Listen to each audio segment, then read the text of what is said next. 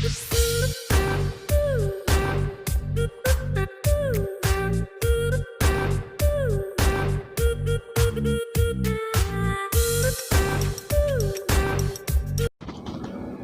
assalamualaikum warahmatullahi wabarakatuh. Apa kabar kalian? Semoga senantiasa dalam lindungan Allah yang Maha Kuasa ya. Nah, di sini mungkin sebelumnya kalian belum pernah diajar oleh saya. Jadi perkenalkan, nama saya Isma Ningdia, biasa dipanggil Bu Isma. Saya di kelas 12 ini mengajar pendederan dan pembenihan. Ya, saya harap meskipun kondisi saat ini sedang tidak memungkinkan, sedang pandemi, tetapi tidak mengurangi semangat kalian untuk tetap belajar. Saya sebagai guru pengajar akan berusaha memberikan yang terbaik yang saya bisa kepada kalian semua. Nah, untuk hari Jumat ini mata pelajarannya yaitu adalah pembenihan. Kelas 2 kemarin kalian sudah dapat pembenihan, dan di kelas 3 ini adalah pemantapan ya, kemudian ada tambahan materi-materi baru ya. Jadi tidak hanya teknik pemijahannya, tidak hanya teknik pembenihannya, tetapi kalian juga akan belajar bagaimana sih merekayasa, kemudian mengatur pembenihan-pembenihan itu sehingga kita bisa mendapatkan ikan dengan kualitas yang unggul gitu ya. Nah, untuk pembenihan sendiri, pembenihan itu sebetulnya tujuan kita adalah ingin menghasilkan benih yang unggul. Nah, sehingga dari situ para pembudidaya terus berupaya bagaimana ya menciptakan teknologi-teknologi terbaru sehingga menghasilkan benih-benih yang unggul tadi. Kalau kita sudah bisa menghasilkan benih yang unggul, otomatis profit itu akan mengikuti, profit atau keuntungan akan mengikuti. Sepanjang kita bisa menghasilkan benih dengan kualitas yang baik, gak usah repot-repot cari pembeli yang akan mencari kita, seperti itu. Mungkin kalian dulu waktu magang di backyard, di tambak, kalian pernah mengalami panen. Nah, dari situ kalian sudah bisa menghitung ya, berapa sih keuntungan panen itu, pasti sangat besar sekali. Maka dari itu, saya harapkan ya nanti kalian setelah lulus bisa menerapkan ilmu yang kalian dapatkan waktu di sekolah, waktu magang ya, sehingga nggak sia-sia masuk di perikanan karena sangat-sangat menjanjikan. Oke, untuk pertemuan kita hari ini kita akan membahas mengenai teknologi RAS ya. RAS itu apa ya? RAS itu Recirculating Air System atau Recirculating Aquaculture System ya. Jadi sistem resirkulasi pada lahan budidaya. Nah, di sini apa ya maksudnya ya? Oke, saya akan mencoba menjelaskan RAS atau Recirculating Aquaculture System ya. Kalau di bahasa Indonesia kan ya sistem resirkulasi. Artinya adalah perputaran air. Perputaran yang seperti apa? Jadi resirkulasi itu ada re dan sirkulasi. Resirkulasi, re kembali peredaran, jadi intinya air itu akan digunakan kembali. Nah, tetapi kalau kita tidak punya teknologi yang khusus, tidak mungkin dong kita menggunakan air yang sama seperti itu. Karena kenapa? Karena di dalam air itu pasti ada berbagai macam bahan yang tidak menguntungkan di sistem budidaya. Contohnya misalkan sisa pakan, contohnya feses. Itu nanti kalau kita tidak treatment ya, menggunakan sistem resirkulasi, oh yang penting airnya dipakai lagi Bu, bukan seperti itu. Betul kita pakai lagi, tetapi kita harus tetap menggunakan teknologi di dalamnya. Nah, teknologi yang seperti apa itu? Nah, di dalam sistem resirkulasi ini airnya itu bisa dipakai terus ya. Yang penting kita menerapkan teknologi di dalamnya. Teknologi yang seperti apa itu ya? Nanti gambarnya mungkin akan saya tampilkan di sini seperti resirkulasinya. Nah, kemudian seperti apa sih sistem resirkulasi itu? Nah, kita tahu ya bahwa di dalam media budidaya itu ada berbagai limbah kolam ya. Sumbangan paling terbesar yaitu adalah dari sisa pakan dan dari sisa buangan dari ikan itu sendiri. Kalau dari pakan ya, tentu saja sisa pakan yang terlalu banyak kemudian akan mengendap turun ke bawah, akan menjadi limbah buangan nitrit ya, nitrit dan nitrat. Mungkin dulu di kelas 2 pernah diajari proses nitrifikasi ya, nitrit dan nitrat apabila tidak terdekomposisi dengan baik atau tidak terurai dengan baik, maka dia akan menimbulkan amonia di dalam perairan. Nah, kondisi ini apabila tidak ditanggulangi ya pastinya akan mengurangi kandungan oksigen yang ada di perairan gitu ya. Nah, kemudian limbah kolam ini saat kita ingin menjalankan sistem RAS ini tadi, maka limbah kolam ini harus dihilangkan. Sebelum air dipakai lagi itu pastinya limbah itu harus dihilangkan dulu. Bagaimana caranya? Nah, itu yang pertama adalah kita menggunakan beberapa filter di dalamnya ya. Ada dibagi menjadi 3 filter, yaitu adalah filter mekanik, kemudian ada filter biologi dan filter kimia. Filter mekanik ini biasanya juga disebut dengan filter fisika seperti itu ya, sehingga 3 jenis filter ini umum sekali sering disebutkan kalau kita membahas tentang sistem resirkulasi. Gunanya ini untuk apa sih filter ini? Ya sebagaimana biasanya ya kalau di akuarium atau mungkin di kolam, filter itu fungsinya adalah untuk menyaring kotoran yang ada di air. Sehingga setelah melewati saringan itu tadi, dia harapannya air itu akan lebih bersih sehingga secara tidak langsung kualitasnya juga akan semakin meningkat.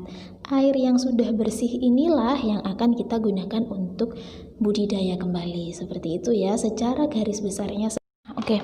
Mungkin kalian bingung ya gimana Bu kalau di dalam media pemeliharaan itu bagaimana sih caranya kita melakukan resirkulasi ini ya. Saya punya contoh gambarnya ya.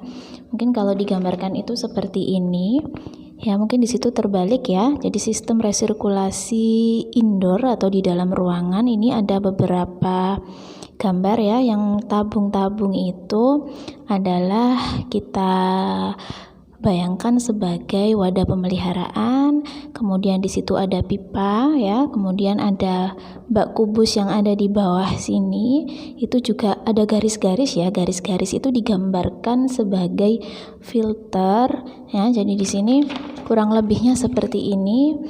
Kemudian ada jadi yang pipa yang panjang ini itu adalah saluran ya. Saluran apa?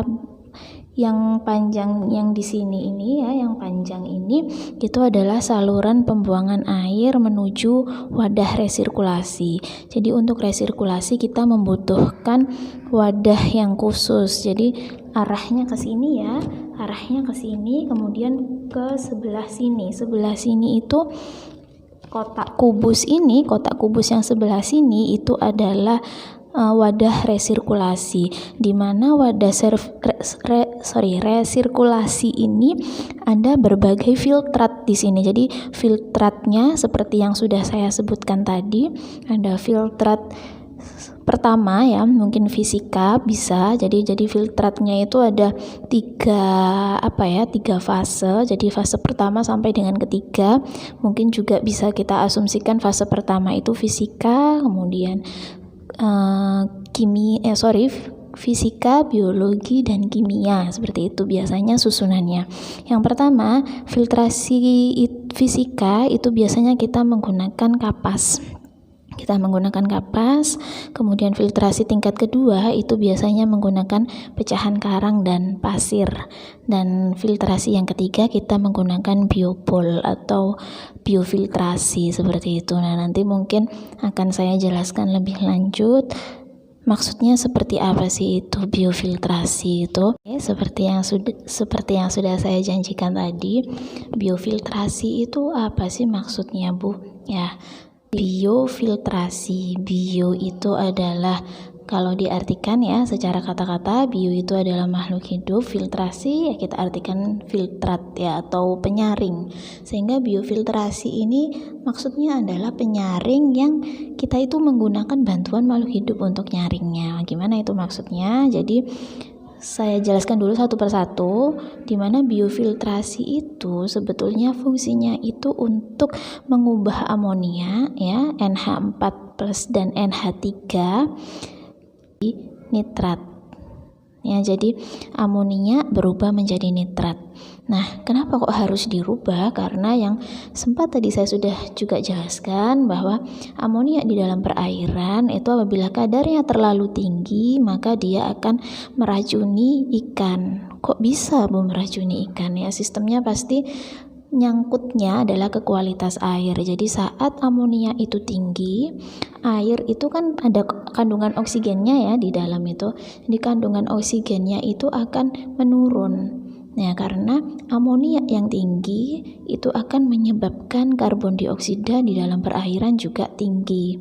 Secara otomatis kalau karbon dioksida tinggi, suhu juga biasanya akan mengikuti tinggi.